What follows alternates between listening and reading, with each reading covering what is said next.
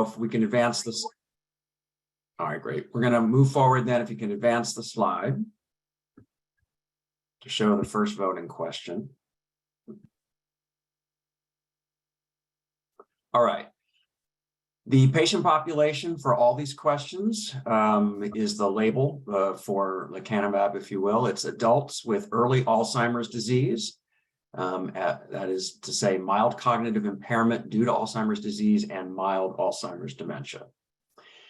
The first voting question: is the evidence adequate to demonstrate that the net health benefit of lecanemab added to supportive care is superior to that provided by supportive care alone? Let me turn to Grace first to please just very briefly summarize again the key information, perhaps refer to the tables in the evidence summary and the rationale behind the ICER evidence rating. Thank you, Steve. So if you remember from the presentation and from your evidence tables, that lecanemab was very effective at removing amyloid based on PET scan. The difference in the primary outcome, CDR-SB, was a difference of 0.45 points, which translated to 27% slowing of decline. And then in terms of Grace, was that linear? I'm sorry, Rita, is the scale linear or is the decline I'm sorry linear? to interrupt, but he made this point about 0.45 over 19 wasn't fair because that wasn't linear, although the scale looks linear. So I assume the 27% relative risk, because I was getting them, is also linear.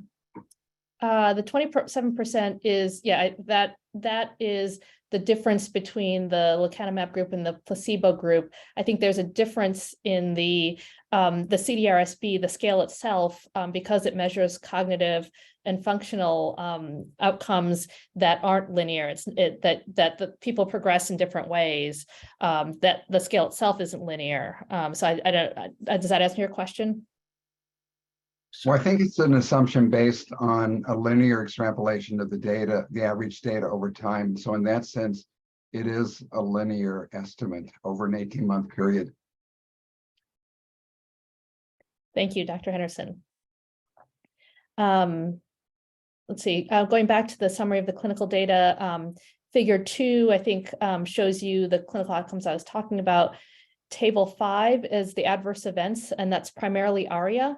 The occurrence of ARIA was 12%, ARIA-E was 12% in the lecanemab group and about 2% in the placebo group. And of symptomatic ARIA-E was about almost 3% in the lecanemab group and no symptomatic ARIA in the placebo group. And so we ended up with a evidence rating of promising but inconclusive, encompassing the fact that there's a wide range of possibilities depending on whether you think the difference in CDR-SB is clinically significant and whether the harms, how seriously you rate the harms. We've allowed for the possibility that you could have anywhere from a negative benefit, no benefit, or a net harm, all the way up to substantial net benefit. In that's encompassed in the PI rating. All right. And all of the key tables and figures start on page 9 of the evidence summary document that you guys have. All right, let's start having some further questions. And again, just to remind you, we have the patient experts and the clinical experts at your disposal, but we want to start to hear your guys' thoughts and questions about how you're going to apply the evidence to this vote. Jeff, go ahead. I'm going to kind of ask Rita's question again, but this is a little unique. We have one industry-sponsored trial, not more than one, and we remember from aducanumab that one study looked positive and one was negative. What influence would that have on this, promising but inconclusive, or as far as the rating? If we look at the one study, you could say, well, it looks pretty good, but we really have only the one study. So any thoughts on that, maybe from the researchers in the group? Or? Let me just comment first that I actually don't know this for sure, maybe the team does, but because this drug was approved on accelerated approval, they usually only are required to do a single confirmatory trial. And so to a certain extent, seeing one confirmatory trial is not unusual. I do not know if they had 2 studies to get their accelerated approval. That I cannot remember. So maybe the team can comment on that. So there was a phase 2 trial that I think was part of the accelerated approval. But it's the FDA accepted Clarity AD, this phase 3 trial, as the confirmatory trial. And so that's why it's a little, so it's sort of like we're using the present to reinterpret the past. Accelerated approval was granted on January 6th, excuse me, in light of the rather remarkable precedent that was created with the aducanumab decision. Up until June 11th, 2020, dates are fortunately fading. When aducanumab was approved, accelerated approval was not a conversation that was going on here. I don't know what the FDA's sort of decision making was to say we'll go with just one phase 3. That I think it reflects the kinds of regulatory science decisions in light of regulations and also FDA's standards for serious and life-threatening diseases. But this portfolio up until the aducanumab decision was the conversations about accelerated approval in the Alzheimer's space were entirely not happening. That came out of a blip. So yes, you do have one trial, and there you are. And you have to speak to the minds of FDA for why that was negotiated. That's a good point. Yeah, there's no way that they somehow decided, right? The way I presented it might have given you the sense that they made a late decision about only having a single phase 3 trial, and that's clearly not what happened. That is, these things were baked years ago. Yeah. And the events surrounding Biogen emerged as this bizarre series of events that we wish we would just move on from. That's correct. But Jeff, your larger point is something that I know people have talked about in terms of whether 2 phase 3 trials, for a treatment like this, et cetera, et cetera. So we don't know exactly, at least I don't know what the process was between the company and the FDA around the thinking of the number of trials involved. Sanket? Thanks. I was just wanted to reflect on what discussions we've had, and I don't want to sort of go in the past or try to compare apples and oranges, but with the aducanumab, we had 2 trials. One was a post hoc positive, and I think as Dr. Redberg pointed out earlier, and Dr. Lin, the magnitude of the benefit was about similar to what we're seeing here with lecanemab. As I'm thinking about my vote, I'm a little bit concerned about the blinding issues. I'm concerned a little bit about the rigor. I know Dr. Karlwish answered my question earlier as the sensitivity analyses seem consistent, but those are again going to be post hoc, and those then compromise the randomization when you look at those. So I guess my biggest concern and what I heard from the patients, the patient advocates, and what I think all of us know, just how devastating of a disease this is. But I feel worried that at the end of 18 months, I don't really know if this drug improves clinical outcomes in a clinically meaningful way. And I don't, unfortunately, think that I'm going to know now, because we just said, well, there's not be another trial, and now the trial is unblinded after 18 months. So that's just kind of what's stewing as I think about this important vote. Do you mind if I see the hands, and I know we will get to them. We might as well tackle this clinically, meaningful issue again. So Russ, I forget. I'm sorry. It was the ICER commentator who said 5 months, basically additional time in mild before you progress to moderate. That was his framing of the data. I would welcome the ICER's team response to that, if you will, and yours as well. I mean, we want to talk a little bit about clinically meaningful, statistical and otherwise. How do we get our hands around this? First off, ICER team, the 5 months of additional time in mild before progressing to moderate, is that an accurate take from your perspective of what the data shows so far? I can speak to our economic model if that's helpful, or do we want to stick to clinical evidence? Why don't we start with the clinical? Grace? So that 5 months, I mean, it's a little bit hard because as we've been discussing the CDR-SB, that's based on extrapolation of the CDR-SB and of the transition to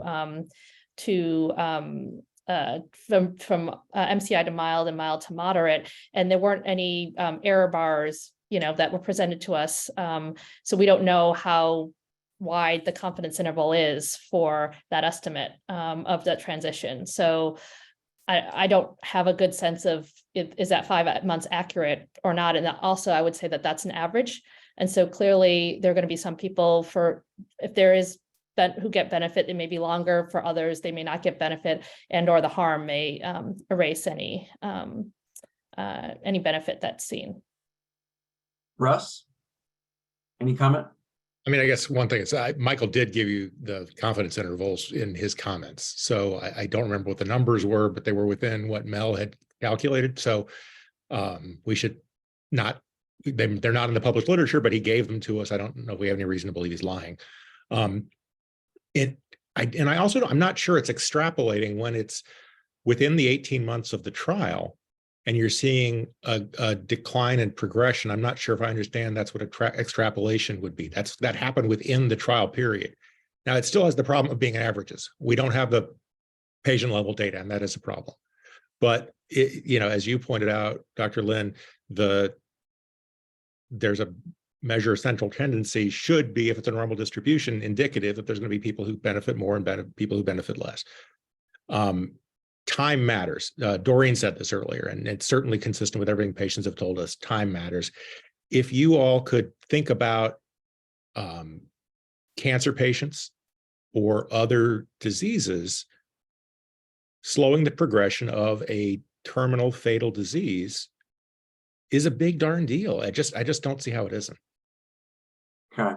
David, I have a feeling that you wanted to jump in on this point, and then Joy, I'll get to you probably immediately thereafter. Go ahead. I wanted to jump in on the functional unblinding piece of this, because we've looked at this twice now, both with aducanumab, where we didn't see much to suggest that functional unblinding explained the differences between the two trials, at least, which was one of the arguments made. It didn't make a lot of sense as an explanation, even though people raised it a lot. And this time around, we didn't have two trials that disagreed with each other. So what we did was we plotted the rates of ARIA versus the effect size seen across a whole bunch of different anti-amyloid drugs, and it correlated not at all. So if the functional unblinding we're talking about is ARIA, I don't think that's the right explanation. If the functional unblinding is the early infusion reactions, which there were a lot of with this, maybe that's more believable. I don't think it's ARIA doing it. And the infusion reactions were mostly in the first few doses, is my understanding. So I can tell you I'm not convinced it's functional unblinding, but I'm not sure I could prove to you it isn't. All right, thanks. Joy? Did further discussion of this, or are we moving on? Jason, go ahead. I actually did, I think, suggest that the clinical experts might went away. Go ahead. There is no one coherent language to talk about treating Alzheimer's, unlike, say, cancer, where it's about survival, heart disease, where it's about survival, and perhaps also, say, progression to a new stage of heart failure from New York Association 1 to 2, et cetera. So I look at the primary endpoint and kind of just go, I see it. No pun. I'm trying to think outside the boxes, if you will, here, the sum of the boxes. And so I look at stage, because I think the most sort of meaningful, simplest thing is, does this drug delay you going from stage A to B or B to C, right. 0.5 to 1, 1 to 2. And I look at that supplement figure and I see about at the end of treatment, 32 versus 22% transition probability. And to me, I say that seems, who am I to judge this? Whether that's clinically meaningful, it's greater than 0. And I'm of the view, I'll let my patients decide on whether that's clinically meaningful in light of the risks. Okay. And that I actually did ground my initial framing of it in what Doreen said as well, which is the importance of the idea of progression to patients and through them to clinicians and family members too. Joy? Absolutely. Yeah. Joy, please. I have a couple, comment and a question. So the comment is just that I'm very concerned about not being able to see the variability, to understand what the range is around these effects. I find distressing. Because it tells us about the uncertainty, right? And so we have very limited information about that. And then the second thing is just about time frame. And I'm not sure this is an answerable question, but the question doesn't have a time frame. It just says, is the evidence adequate to just demonstrate the net health benefit, et cetera, et cetera. But it doesn't say over 18 months, or are we talking about longer than 18 months, over which we really have very limited to no information? Like, is that enough in that 18-month period without knowing harms that may come later, benefits that may come later? So that's my other thought and sort of question about the question. Well, there's no easy answer to that. It's with any new treatment, there are going to be uncertainties about the longer term effectiveness and harms. And we all have to kind of take what we know over the 18 months and extrapolate. You can also factor in your own sense of the clinical use of this treatment and whether it will be stopped if there are certain harms or signs of certain harms or not. I mean, all of that kind of has to factor into your thinking at this stage. But it's not like we're saying absolutely don't think about what might happen after 18 months. But it really is kind of thinking about how this will be used and whether the evidence seems adequate to determine its net health benefits today. Say?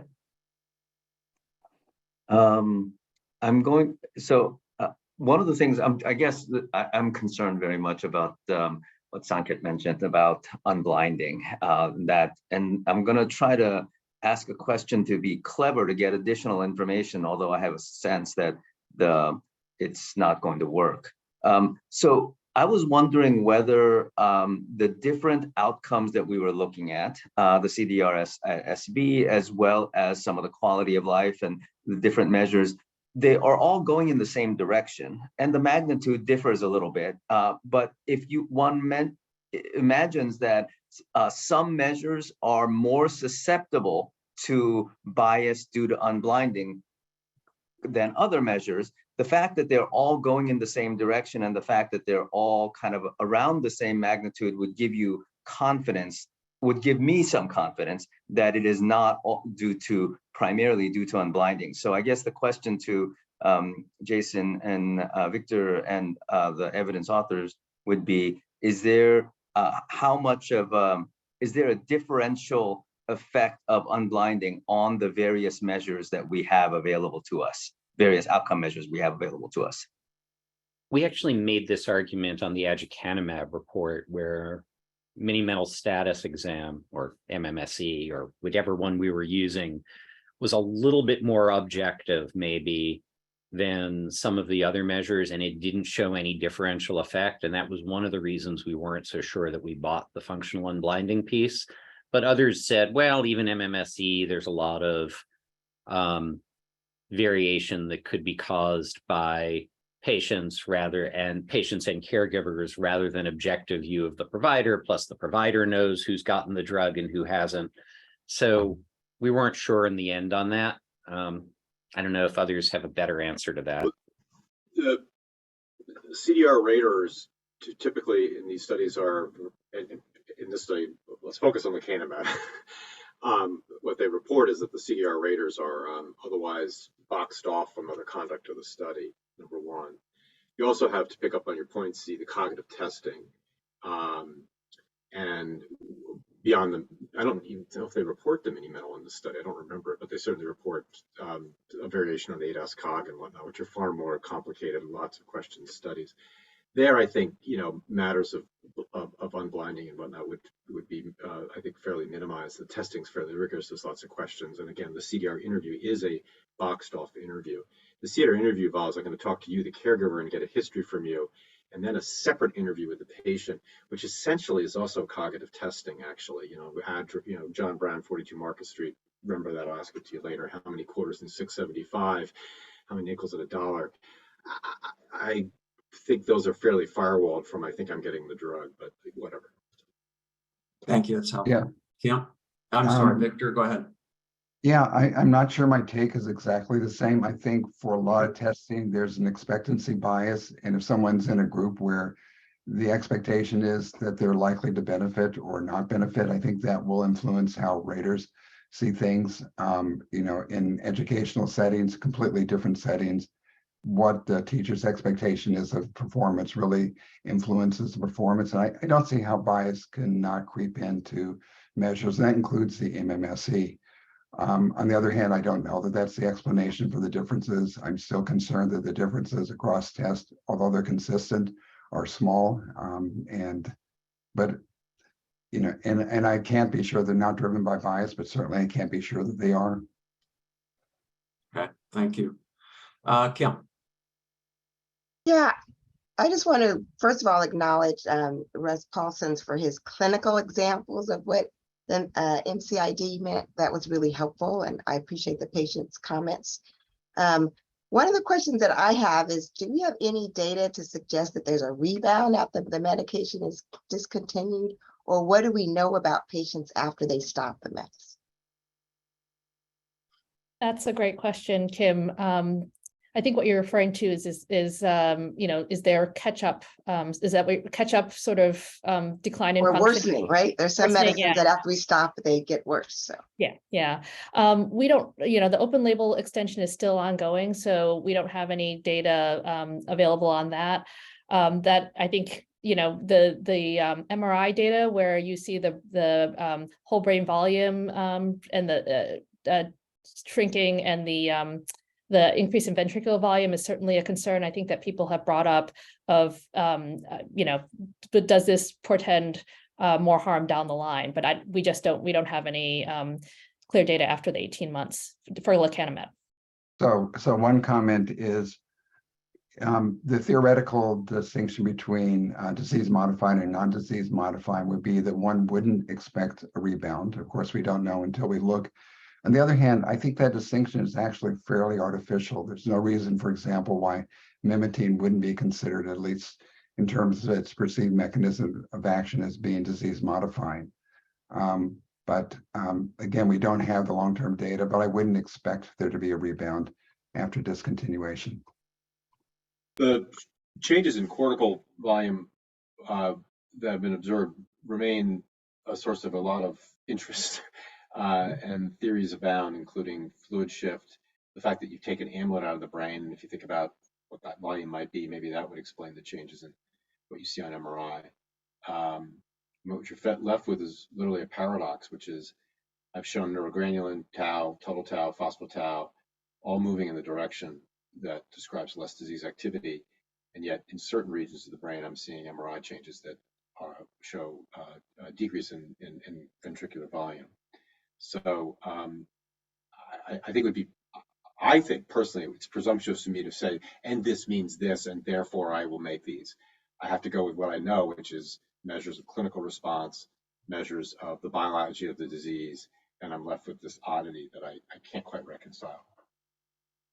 All right, with the queue that we have now, I'm going to have to basically stop it after these questions and move to the vote. So go ahead and start to think about that.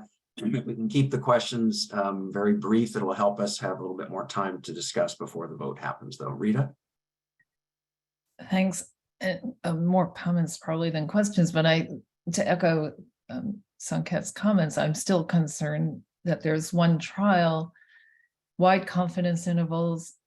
I don't have confidence in the amyloid theory. It hasn't been shown, and as Grace mentioned, people in the placebo groups, amyloid went away, but mostly we don't know that there's any causal role. I'm concerned this wasn't a clinically important difference. I'm concerned that there was the women crossed the confidence intervals, even for the statistical, which none of it, I think, was clinically met clinical criteria for important difference, but for the women, it wasn't even statistically. And I'm concerned that there was a high rate of adverse events in this group, and particularly that there were 3 deaths in the open label extension. And so to me, we're left with one trial of a drug that has unclear clinical benefit and serious adverse consequences. And the problem is that without doing another trial, we don't know whether I don't feel any confidence that this is a net benefit for patients. And while, like everyone, I would like to see drug that helps people. We didn't see any evidence that this one was any more effective than aducanumab or Aricept in terms of its data. It had serious effects. And as we know, once full approval proceeds, and if it does on one trial, we're not going to see another trial. And I have a lot of concerns about that for patients. Okay, Annetta? Yes, so two questions and comments. So that just since we're talking about the MRI data, the MRI readings were blinded, correct? Yeah, so Yes. typically, like in other neurological indications. So the main reason we do imaging in these trials is because we know these clinical measures are subjective. The idea that the person doing the interviewing for the clinical sum of boxes is a completely separate person that does not communicate whatsoever with the treating physician, you know, we know from the MS world that's next to impossible. They're typically people that are members of our study team, and there is a lot of unblinding and unconscious bias that goes into, you know, expectancy bias, I think, as Victor pointed out, and I'm definitely concerned about that, particularly when we have a mismatch with our blinded outcomes. So we see that the amyloid goes down, but global brain shrinkage, brain volume loss is faster in the treated group. And it's not explained simply by ARIA. With ARIA, you would actually, because of the higher rates of ARIA, you would actually expect brain volume to go up in those groups because of the additional swelling and bleeding. So I think for me, the mismatch between our unblinded bias, kind of very small magnitudes of effect, with our blinded assessments that don't quite match up, that's, I think, a big concern for me.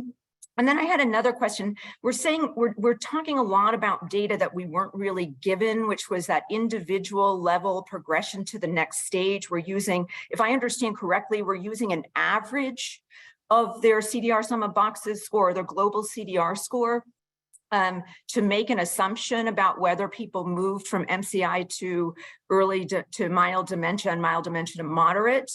And I'd like to ask the experts, so just remembering that the average time spent in MCI is 9 years, whereas the average time spent in mild dementia is only about a year. So in an 18-month trial, it seems to me like you could easily prove that people from early mild dementia progress slower to moderate dementia. But it seems to defy logic that you could show that in only 18 months, you got a lot of people going from MCI to early dementia. And so I just wanted to make sure that I understood those assumptions correctly, and maybe have Victor and Jason comment on that. The two thoughts. First, on the matter of the MRI and other, quote, objective measures. In addition to MRI, the study measured measures of that are most tightly correlate with neurodegeneration, the death of neurons. That's the hallmark of this disease. And that's total tau, phospho-tau, and neurogranulin. And all those measures firmly favored treatment over placebo. And so I would ask you, then you have to square that. And if I want to say, was the disease affected, I would look at those measures and say, they unequivocally say the disease was affected, measured biologically. Okay? On the clinical issue, I would set aside that people spend on average 9 years in MCI. That depends on the study, how they labeled MCI, when they were picked up, et cetera. I would just set that aside. We could talk about that particular statistic, I think, for a while. I'd look at the data, and what I see is that on drug, people who are 0.5 moving to 1, mild to very mild to mild, or 1 to 2, mild to moderate, that figure shows about a 10% difference at the end of 18 months of treatment between drug and placebo that you would advance in your stage of disease. That, to me, in this study, looking only at these data, is to me the sort of bottom line story. But that's not individual level data, correct? It is individual level data. Okay, on that Absolutely. one. So that's the other point. That's each individual. Did you move or not? Yes, no. 32% on placebo, 22% on drug after 18 months of treatment. 10% difference at your stage. When I'm telling my patients, what I will tell them if the drug's available, 10% difference after 18 months of going to the next stage of disease. Because of censoring, though, toward the end of that, and this is one of the concerns about lack of error bars, the separation is based on a fairly small number of patients that we're looking at about 600 patients at the end, even though we're starting with 1,600. So you can guess the error bars are getting pretty wide, but I think Jason's point is right. This is individual level data. It's what we thought the best data were there for modeling. Again, there are lots of uncertainties here. Okay, thank you, That's Doreen. super helpful. Yeah, thank you. Doreen. I guess I was graduated nursing school in 1975, and I watched the progression of the treatment of cancer. We looking back, some of them were great, some of them were disastrous. Some did little to nothing. But you know, the progression of the treatment of this disease, if I can look at cancer as a global disease, despite its individuality, the treatment was progressed to a point where now the treatments are much more efficacious. That's what we're looking for here. If you're waiting for the perfection, I'll be dead by then. I'm running out of time. And if I'm making the decision for me, I see this, 3 things can happen. I could die or get worse. Nothing can happen, or I could get better. And 2 out of those 3 options are okay with me. If it does nothing, then it does nothing. But you know what? I had a chance. If I get better, or if I'm allowed to stay independent more for a longer period of time, that's great. And if it doesn't work and I get something happens, if I get, I have intracranial hemorrhage and I die, or some other strange thing happens, I'm willing to take that risk because those 2 other options, to me, are worth the 3rd. And so please be mindful of that. I understand you're all very science-based, and I understand the numbers and the boxes and the percentage points, but none of us who have the disease are boxes, checkpoints, or data points. We are people, and please be mindful of that. Allow 116 years it took to finally get a drug that does something for this disease. Allow the advent of further treatments by allowing this drug to go forward. Thank you. Thank you. All right. Thank you, Rena. Last comment, then we'll take our vote. Question for the experts. I guess this is towards the amyloid theory. The 7.8% of the placebo group who were amyloid negative at the end of the trial, what would be the mechanism for that? What's the biological mechanism for a patient becoming amyloid negative spontaneously? The short answer is, I don't know. One possibility is measurement error. There are always some imprecisions about how tests are done, what the data mean, and there's some variability from time to time. Perhaps that's part of the explanation, perhaps that's not relevant here. But based on our current understanding of the biology of amyloid accumulation in the brain, one wouldn't expect that to happen, and I don't have an explanation for why it might have. And we don't. These are centroid measures, and it's possible these individuals were on the low end of the centroid measure when they were measured to be, quote, positive, because you have to make a decision to cut off. And so it's just variability around being on the lower end of a cutoff, potentially. It would be great if we knew whether those patients who resolved their amyloid spontaneously also had clinical improvement.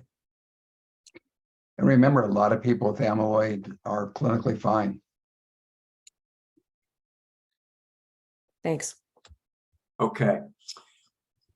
Excellent questions and discussion.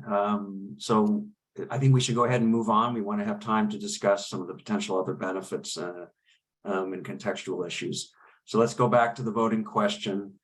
Is the evidence adequate to demonstrate that the net health benefit of lecanemab added to supportive care is superior to that provided by supportive care alone?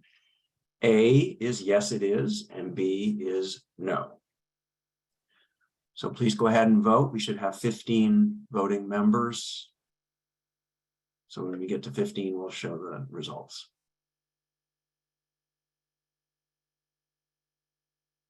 I just tried to vote and I got an error. And so I'm going to, I got kicked out. I'm going to try to get back in.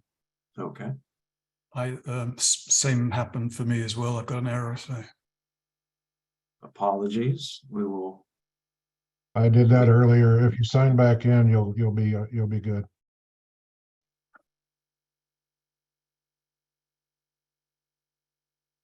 And mine says connection lost, refresh. So I can't tell if it went through or not.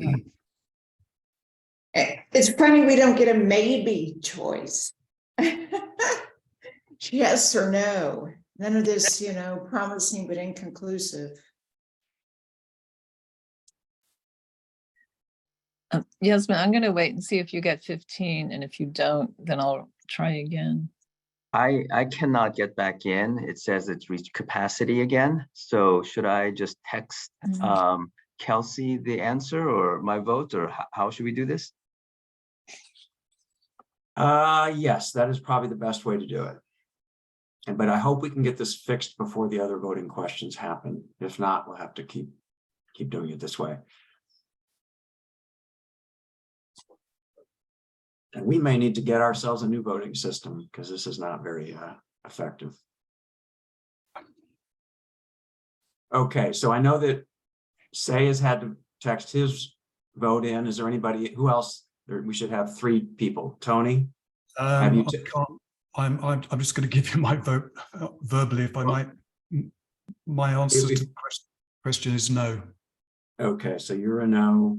You can say if you want to maintain confidentiality, that's fine too, or anonymity, you can use the chat function through the Yasmin. So Say, Tony, and now we need 1 more to reach 15. Rita, would that be you? It probably is because mine. Well, go ahead, Kim. You think you're not in? Mine says connection lost, reconnecting, but it's got the beach ball on, so I can't do anything. Yeah, I sent mine to Kelsey. Oh, I'm going to send mine to, well, I'm sending mine to Kelsey.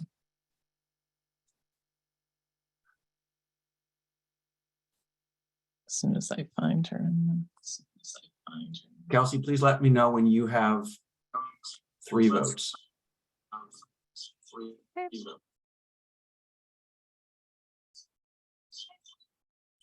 Yes, we have the 3 in. Okay, so why don't we go ahead and show the 12?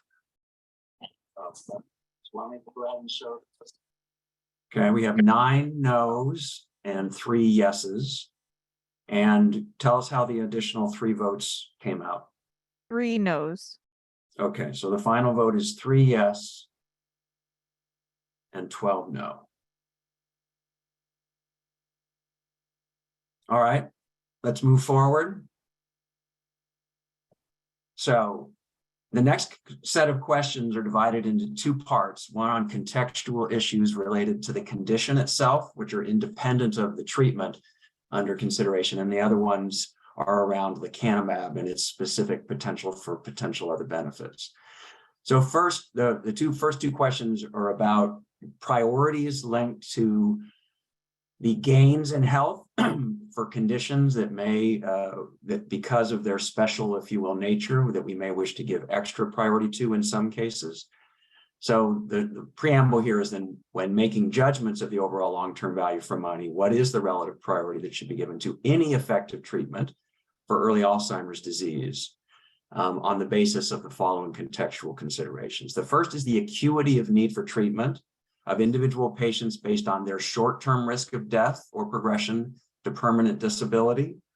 So again, knowing what you all know about the natural history of Alzheimer's disease, please vote between A to E on what the acuity of need is based on patients' short-term risk of death or progression to permanent disability. We can have a little bit of comment and discussion before this vote. It looks like I know Jeff had his hand up. So Jeff, please go ahead. Just a question, is it a short-term progression to permanent disability, given the fact that this is a 20-year disease in some cases? It's, well, basically, again, it's talking about the treatment of early Alzheimer's disease, which would include MCI and early, Alzheimer's disease. And there you just have to factor in what you think about whether that's a short-term risk. We don't put a specific number on short-term risk here. We leave that up to your discretion. All right, so please go ahead and vote. We should have, hopefully, I guess we'll probably have 12 votes again. So for the 3 of you who were not able to vote the first time around, go ahead and continue to use the chat function to send through your vote. A is very low priority, all the way up to E for very high priority.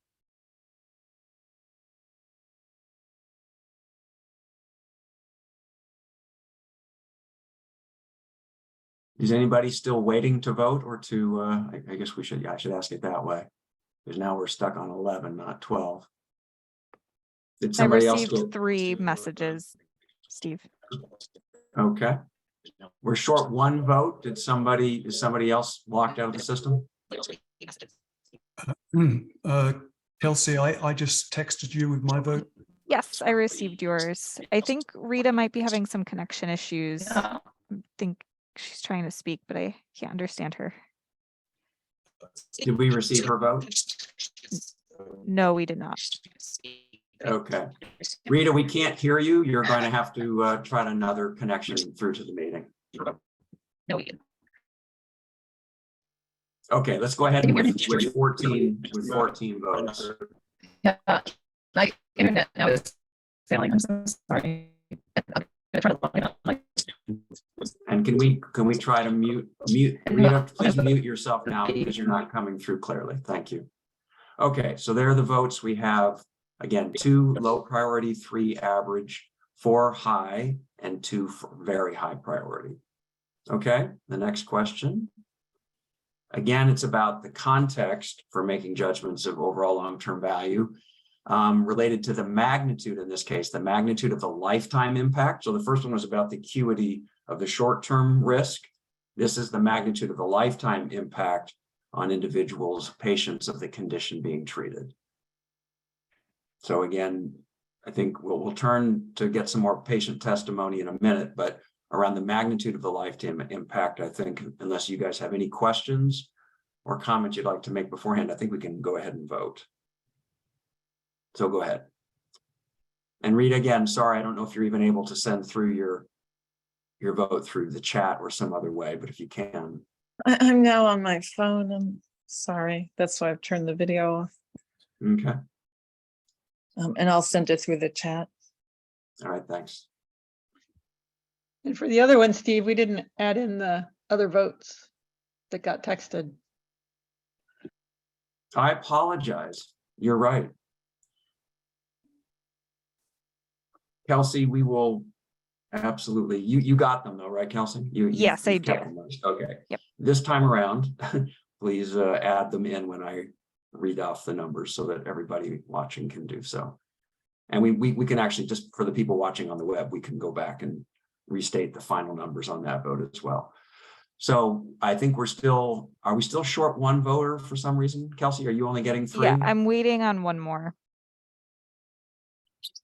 Do we know who it is? I think Kim, are you able to sub? I just got it. Okay, so give me 1 moment. Okay. Okay, so you've got 4? Yes. Okay, so let's go ahead and show the 11, and then you will have to tell us how those 4 should be factored in. Okay, so it starts with, oh, go ahead. Yeah, adding them in, we have 1 low priority, we have 2 average priorities, and we have 3 high priorities, and then 9 very high priorities. Okay. And do you mind giving the updated final numbers for the previous question on acuity of need? Yes, if we could go back a slide, I can voice those over. So we still have 2 low priorities. We still have 3 average priorities, and then we have 5 high priorities and 4 very high priorities. Okay, great. We're getting a little bit of feedback from someone who may have 2 lines open. I'm not sure if it's Rita or somebody else, but that helped it. Whatever just happened made it go away. Okay, let's go on through to the next set of questions about potential other benefits. Okay, so here we do need to think about lecanemab and its relative effects. So the question is, what are the relative effects of lecanemab added to supportive care versus supportive care alone on the following outcomes that also inform judgment of the overall long-term value for money? So again, the intent of these questions is to say that, yes, we are able to do the best we can to capture the short-term clinical effects and even to simulate that over a longer time span. But it's possible that in counting up health gains, we may, and how they are weighed by patients and others, we may still miss, in some sense, a kind of an arc of health benefit that might be worth noting. So the first is around patients' ability to achieve their major life goals related to education, work, or family life. And Doreen, do you mind if I ask you again? This is just basically asking, you know, if a treatment like lecanemab, let's say that it is effective. Now everybody's going to have to make their own judgment on that, but assuming it is, can you say how it affects your ability to do what you feel is important for your major life goals? First of all, obviously my one major goal is to live independently, because my next step is, as I said, I don't have a caregiver, so I'm going to probably leap over the family caregiver situation into perhaps some sort of long-term care facility. But secondly, I have transitioned my own passion as a nurse, and someone living with the disease, as an advocate for those of us who are living with the disease and their caregivers.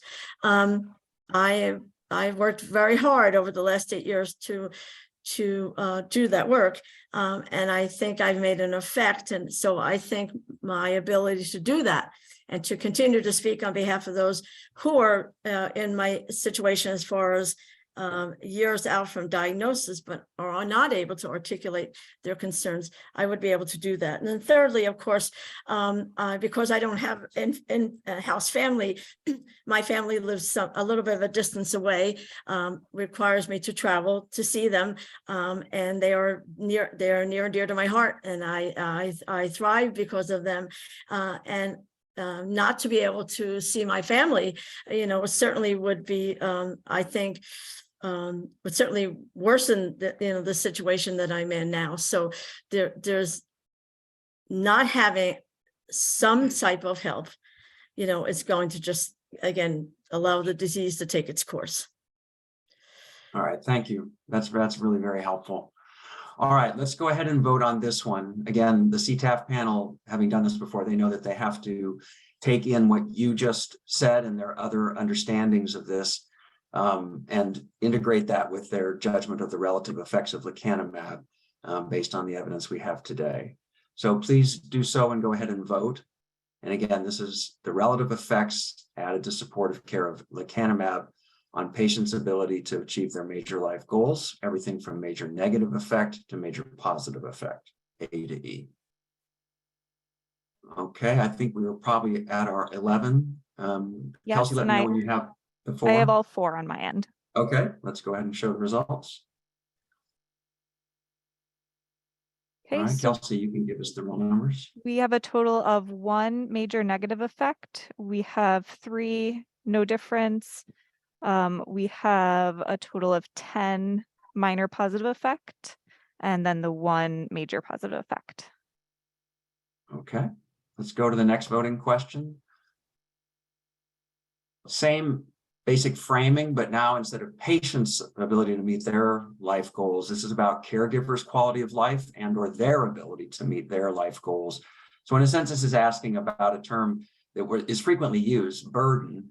But as we've heard, burden is a tricky word because sometimes people would give anything to have, extra time taking care of a loved one, even if that's counted as a burden. Russ, maybe I can ask you if you don't mind, because you work, I know, with a lot of different patients and different ways of hearing about these effects on caregivers. Anything you'd like to help frame for the CTAF before they vote? I'm trying to think how to organize this. And Jason Karlowicz talks about this in his book. there's not one Alzheimer's patient. There's always an Alzheimer's patient with one or more care partners. Doreen is sort of the exception. When a couple of researchers out of Hopkins did a study a couple of years ago, there are 2/3 of Alzheimer's patients have 2 or more caregivers. About 1/3 of them actually have 3 or more caregivers. It's a big impact on people who give care. And as the disease is heterogeneous, so is the impact on caregivers. But you do hear many stories of people quitting work, limiting work. And one would think maybe it gets better when the patient is institutionalized. That doesn't actually seem to be the case. Thanks. Could I add anything to that or no? Is that Oh, please do. Yes, please go ahead. Simply, much of caregiving is discussed as the labors of caregiving, because it's probably the one aspect of caregiving which is most measurable, namely the amount of time spent doing it, or the amount of money spent to have someone else do the labor of caregiving. But another aspect of the caregiving experience is the challenges of maintaining a mind that of the other individual that's in some way damaged, changed by the disease, and the struggles of perceiving that mind and understanding that as a person, and what they're experiencing and what their intentions are. And it's a moral anguish for the caregivers. What's going on in there? How is he doing? How is he really feeling? And those feelings intensify as the disease gets worse, and problems with communication, either experience the world and act with intention, worsen in the patient's life. Indeed. Thank you for sharing that. Okay, CTAF, let's, Doreen, I'm sorry, did you have a hand up to make a comment, or was that up from Just before? very quickly, I was a caregiver to my mother who had vascular dementia. And I can say that, while I was able to work for most of it, until at the end, I had to pull back from working for a while, although it was a short period of time. It impacts your lifestyle. So, and your personal quality of life. So, basically my life stopped, except for whatever, hours I could get in working, because the disease progressed so quickly. My mother only lived for about 4 years with the disease. So, I think that's something to remember, that, you're not only treating the patient, you're treating the caregiver and their quality of life. And this came up with aducanumab, somewhat counterbalancing that is the idea that if you're going to undergo this treatment, getting your loved one to an infusion center twice a month is another kind of, if you will, kind of issue to consider. I'm not saying that's a big negative, but it's certainly something that I know a lot of families would have to take on board.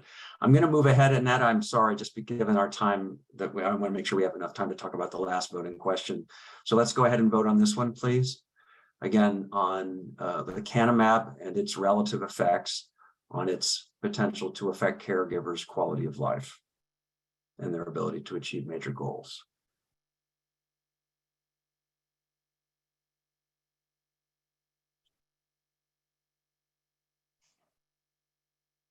Okay.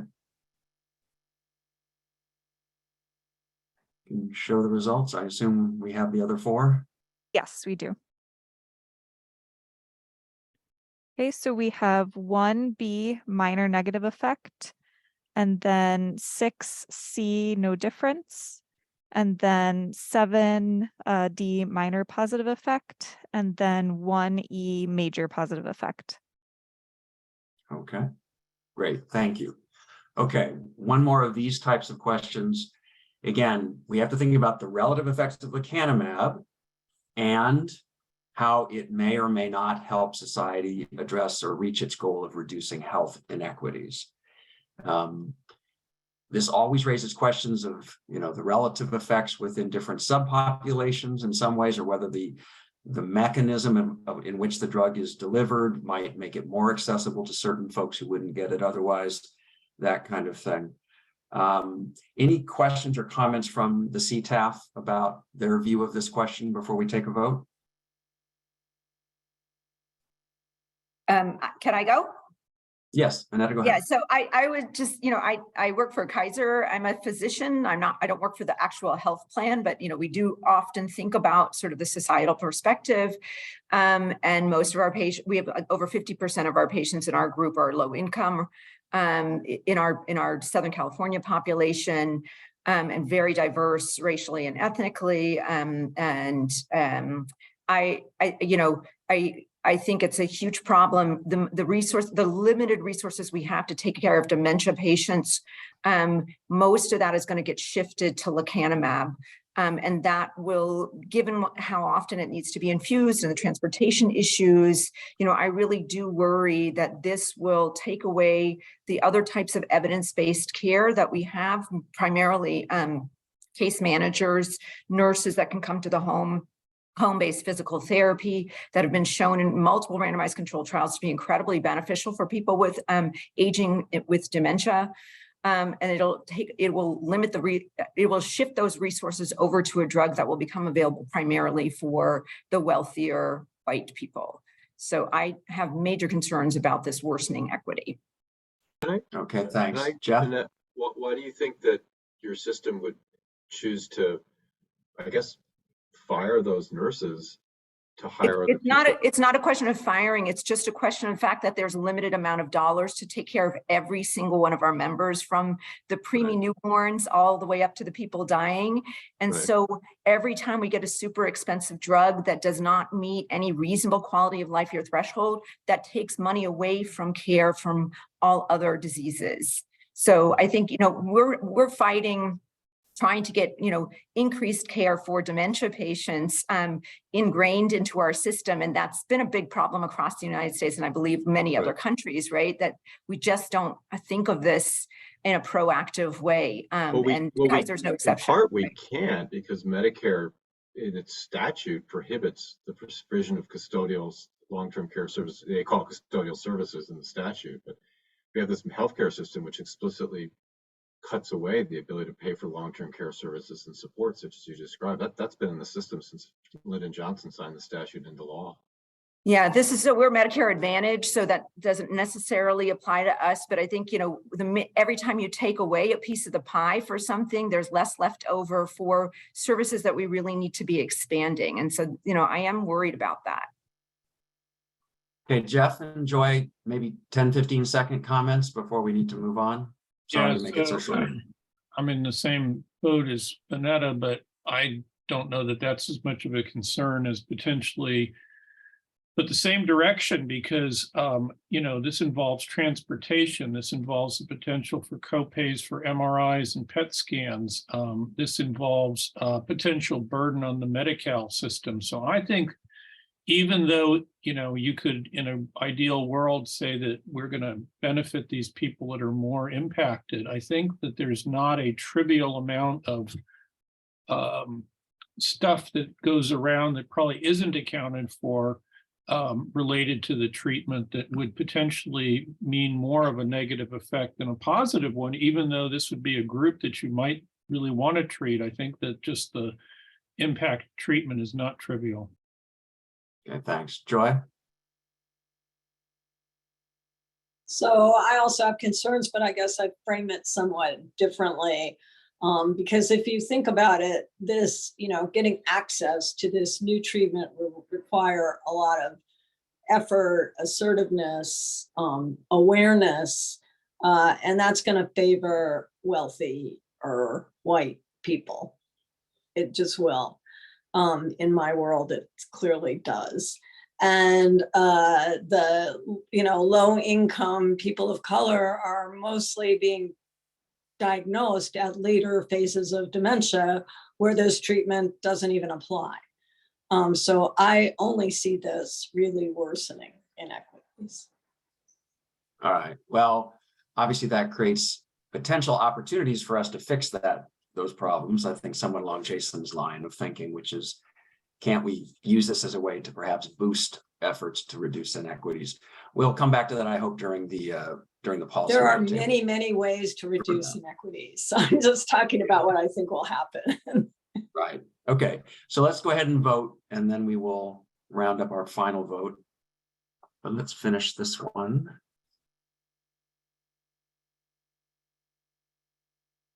Okay, I have all of the votes. Do you have, there we go, 4. Okay, go ahead. Okay, so we have 9A major negative effect, and then 5B minor negative effect, 1C no difference. All right, we clearly have work to do. Okay, we're going to go. We are now running over time, so I'm going to eat into the policy roundtable, but we have to have time to talk about, obviously, our final vote on long-term value for money. Let me read it quickly, and then I'll have Mel summarize the cost effectiveness information that's a part of your thinking for this vote. Given the available evidence on the comparative effectiveness, we've talked and voted on that, and the incremental cost effectiveness, and considering the other benefits, disadvantages, and the contextual considerations we've talked about, what is the long-term value for money of this treatment at current pricing for lecanemab versus supportive care alone? A is low long-term value at the current price, B is intermediate, and C is high. Mel, can you just briefly summarize again the cost effectiveness findings?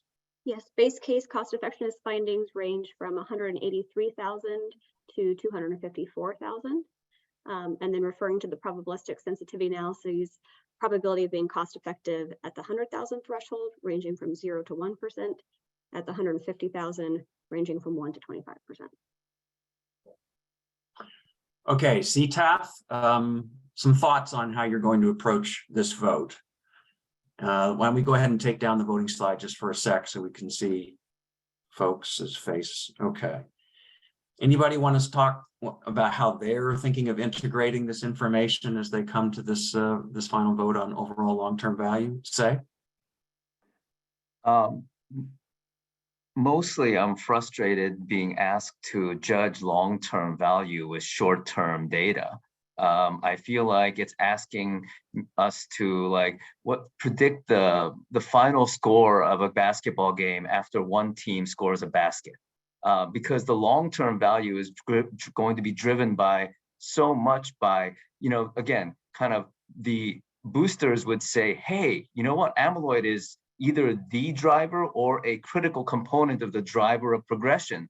Even though we haven't seen it yet, there's hope that maybe getting rid of amyloid is going to make things a lot better down the line. We don't know that. There's also the concern of there's bleeding in the brain, there's brain edema, there's I think about vascular Parkinson's,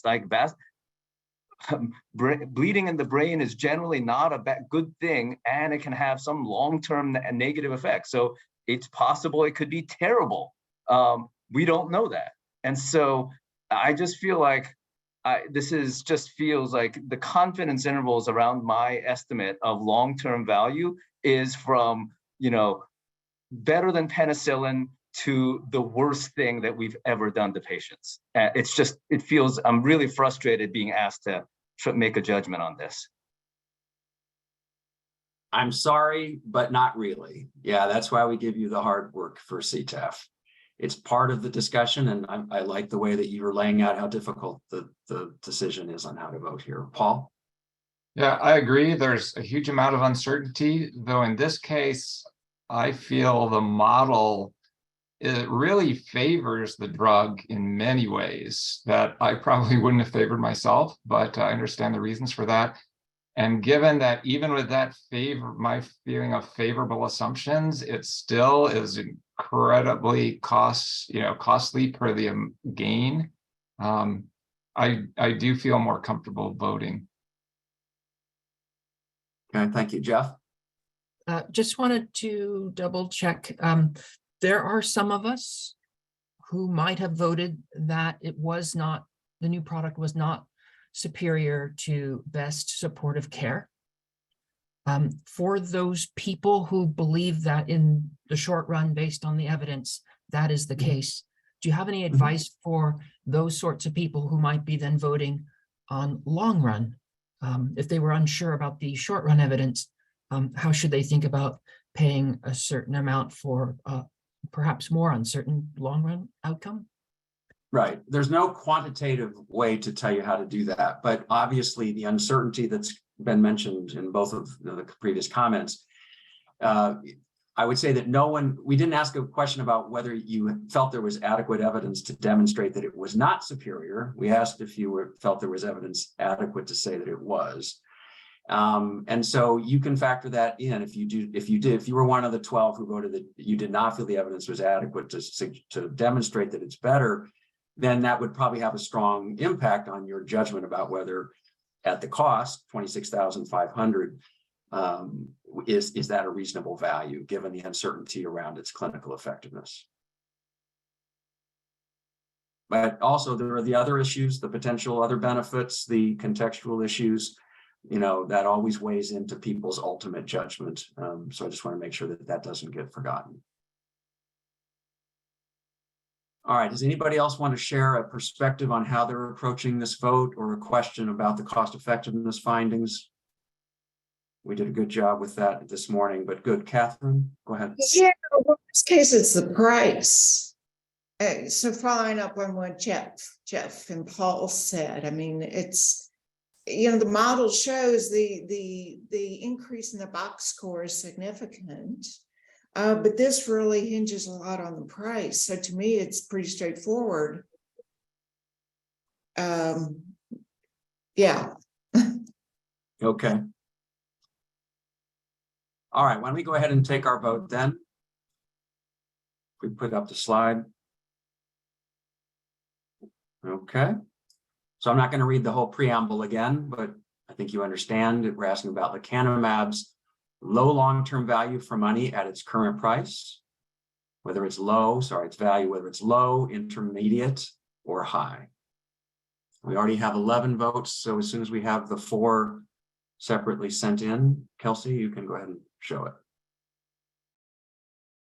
Okay, I've received all 4. And so we have 15 at a low long-term value for money at current price. Okay. All right. Thank you very much, everybody. CTAF, patient experts, clinical experts. We are going to go ahead and take a 10-minute break, but we are 10 minutes behind. So we'll just start now and we will reconvene at 10 minutes after the hour for our policy roundtable. And just to remind everybody, that will involve our patient experts, our clinical experts. We'll be joined by a representative from the manufacturer, ICER, and representatives from 2 payers. And we'll talk about how we're going to translate this evidence and perspective into all of the different aspects of coverage, pricing, future research that we need to talk about. So we'll see you all in 10 minutes.